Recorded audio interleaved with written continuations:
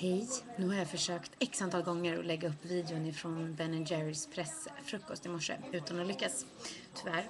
Men nu sitter jag här och här är pressmappen och de har släppt en ny glass som heter så bra som Fairy Nuts som är rättvisemärkt. Och jag tycker det är otroligt roligt att se att 2 amerikaner och ett amerikanskt företag jobbar så hårt med att vilja vara rädd om naturen och om allt det som är viktigt faktiskt att vi bibehåller hållbarheten. Och de satsar på att 60% av alla deras glassar ska vara rättvisemärkta inom en snar framtid. Så det är tummen upp tycker jag. Fairy Nuts var supergod och kommer finnas snart ute i en affär nära dig. Ni får ha det så bra så ska jag fortsätta ta hand om mina barn.